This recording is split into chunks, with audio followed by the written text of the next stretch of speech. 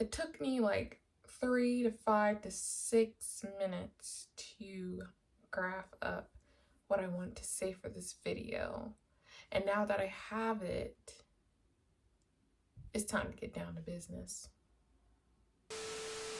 What's up, y'all? I'm not even going to... We're going to save the intro for today because I'm going to tell you guys the same thing that I tell you guys from one video after the other video after the other video. I do not know exactly when I'm going to come back. I do not know exactly how consistent I'm going to be. So I'm not even going to give you guys the benefit of the doubt, let alone am I going to promise you guys anything, because I be breaking promises. Sorry, not sorry. But that's okay because, I'm here. Isn't that what matters? I'm here. I come back because I actually think about you guys for real. And also, because I be having a lot on my mind. And because I do, I feel that it is only right that I share those things with you guys, because I'm sure that's what you want. You will want me to speak the truth. And that's exactly what I'm here for. I'm going to speak the truth. Well, not really. I'm just gonna speak exactly what I feel is coming from my heart. Alright, as you read from the title of this video, it is exactly what it is. Things that I've learned after high school. Now, it's only been about 2 years since I've graduated. I was class of 2020, and it has been quite the experience, I must say. Post-graduation is not exactly what you would think it to be, but you know what? That's okay, because everything is a learning process, and that's what I've always learned. So therefore, we're just taking it day by day. I'm just winging it. I'm just thugging it. That's what we're gonna do, and that's what we're gonna keep doing. So let's just get to it.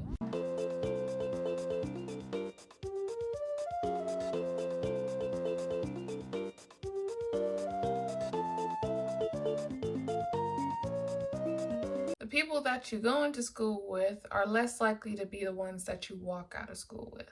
Now, the people that you usually define as those go-getters, ace boom coons, ride or die, they're usually not going to be the same people that you walk out with, diploma in hand, ready to start the next chapter. And you know what? There's nothing against that, because not everybody's supposed to be here for a long time, let alone are a lot of people supposed to be in your life for long term. There are some people that are only supposed to be in your life short term, and that is okay. There is nothing against that. Eventually, they're going to be recycled out with new people, and that's the joys of life. Life is all about meeting new people, letting go of old ones, and wishing them well and wishing them the best on their life journeys as you do the same for yours. Because when you least expect it, you may end up with a whole new posse. Or maybe 1 or 2 people, who knows? It doesn't matter. Just know that you'll build new relationships as you move forward into life, which is probably not the easiest, considering many of us have the hardest of times trying to find people when you are stuck in the house 24/7, developing social anxiety, finding it harder and harder to come out and socially interact with people, and dread the thought of actually communicating, which is actually a very hard thing to do, especially these days, especially for me. Because one thing about me, I'm a social butterfly, but right now it has not been like that. It has not been like that these days. And you know what? I'm getting better at it though. So I guess that works out, especially going on to a campus where I'm actually taking classes on campus now. It works out, but baby steps. So coming out of high school, you also will learn. Usually it's the hardest to find people to talk to if you're not off to school, or if you're not in any kind of social organizations or anything like that. Chances are you just might be that quarantine kid that's currently developing social anxiety and dreads the thought of actually socially interacting with other people. Who knows? Me don't know. Number 2, goodbye materialism. Hello, bougie on a budget. The mind of a young, immature specimen is quite interesting and trust. We have all been guilty to judging people with off-brand apparel. But there's always been the ones that always came to school wearing on some Nikes, on Adidas, on Pumas, on Vans, on Nikes, on Adidas, on Nikes, on Vans, looking like a walk-in Foot Locker commercial, and then have the everlasting audacity to judge somebody who's wearing some lug, Boohoo's, Abercrombie and Snitch, Arrow Gone Postal, and Yeezys. Now, I'm gonna tell you right now, you can keep judging these people based off of what they wear, the style they wear, the clothes they wear, but you know what? Actually, you know what? Come here. Let me tell you something. Okay. All right, so here's the thing. What you are paying for is not the cotton on the sleeves. It is not the thread that ties all your shirts together. And it sure as heck is not the shoelaces. It is merely the name. The name and the logo are the two principles to your $100 shirt, your $500 Jordans, your freaking $50 basketball.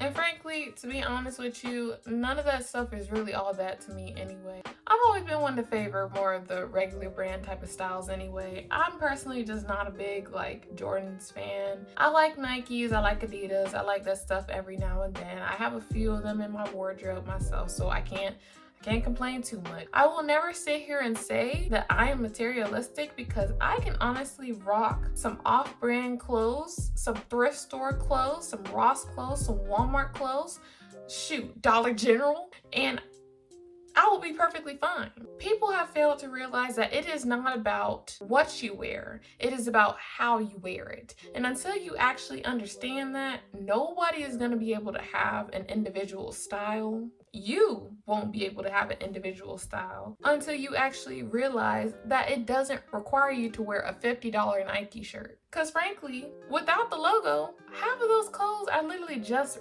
regular clothes. You over here spending $100 on a t-shirt when you could have spent that exact same amount on 15 to 20 pairs of shirts. Maybe even some socks if you wanted it. But because you are not the type who likes that type of stuff, or you feel like you're gonna be judged, or you feel like, and you know, it's always the kids. It's the kids though. Kids are always the ones starting something. Always talking about something. Those Timberlands, them timber flies. With that being said, you have the space to create your own individual style, aesthetic, look, and you can do so without having to cut off your big toe. Go to Ross, Walmart, Sears, and hook yourself up. Trust, you'll thank yourself, and so will your pockets. Which brings me to number 3. Individuality equals less insecurity and more self-esteem.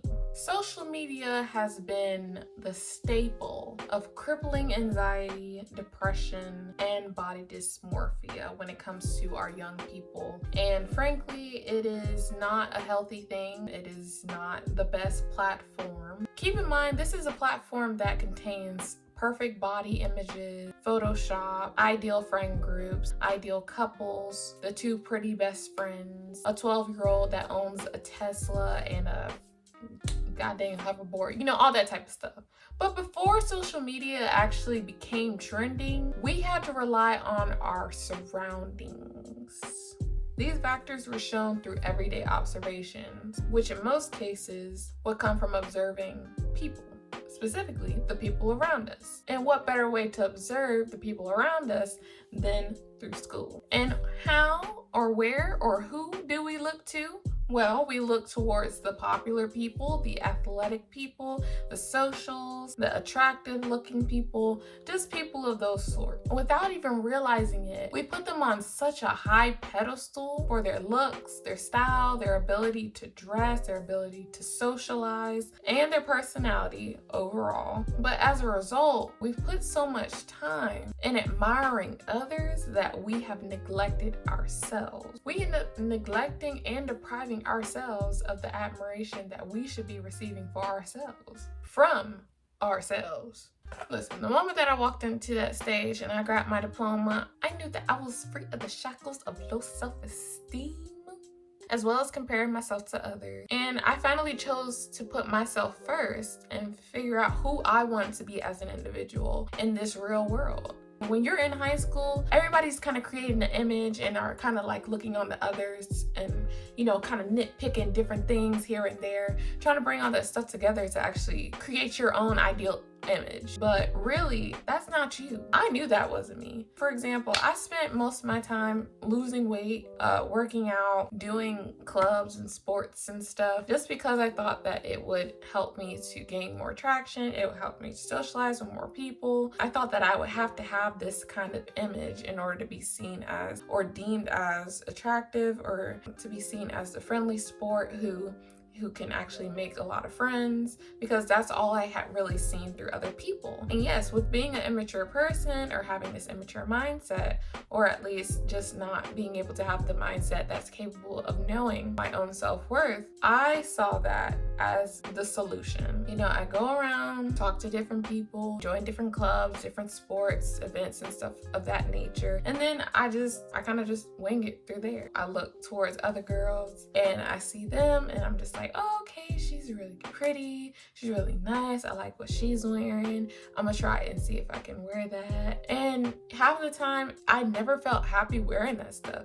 I never felt happy acting the way that they acted. Like, their attitude just wasn't for me. Some of them were the type of girls who didn't really have like the best personality. Like, you could tell behind closed doors, they were very two-faced. You will meet a whole lot of classmates that are gonna be like that because, I mean, there are a lot of people that are two-faced. But you know what? We're not going to talk about that. That's the story for another day. The power of self-expression is so real and it is so essential, especially to the real world. Because the moment you start putting yourself first and putting yourself on that high pedestal, you no longer have to look up to others, accept the better version of yourself. That high school crush you had ain't even that cute for real. There, I said it. I had to say it because, I mean, let's be real. Nobody's going to actually tell you the truth. I have to be the one to tell you the truth. Trust me, I've had a whole lot of different crushes back in high school, okay? I've met some very attractive women. I've met some very attractive men. And at least to say, you know, were they dating material? Probably not. Would I see myself being attracted to them long term? Probably not. And not to mention, I mean, we had a bunch of people that were just like hyped up way too much. For example, there was this one guy that all the girls was like fawning over. I mean, he was a nice looking dude. You know, he was cool. He kept himself together and stuff like that. But personally, I mean, as far as what we knew, half the people in his class, like, they would tell you, bro, he's not even all that. I don't even know why y'all think he cute, but I ain't gonna lie, he was cute. Looking at it now, I just do not see him in a sense now where I could actually be attracted to him now as I was back then. Not to mention, over time, you see people's true colors, especially when I used to follow him on social media. I don't follow him no more, but I do know when I did, you kind of start seeing people's true colors and you start seeing like their true personality, and it's not healthy. I don't think his aura was healthy, and he was kind of getting into some drama, but that's none of my business. Anyways, high school crushes are so temporary. Like, it's literally just a little fling. That's literally all it is. If I could go back, half of the people that I had a crush on, I probably wouldn't even have a crush on. I probably wouldn't have batted an eye today. But honestly, that's high school for you. I mean, when you spend 4 years at the same school, you're looking at the same people every single year. I mean, unless some new kids come around, but other than that, you really don't see much. There's not really much to look at. But I mean, like I said, I mean, I've seen a lot of different cute individuals. Some I still follow, some I'm still in contact with, others not. And then others, like, I've only seen them a couple seconds and then boom, gone out of my life, and I will never see them again.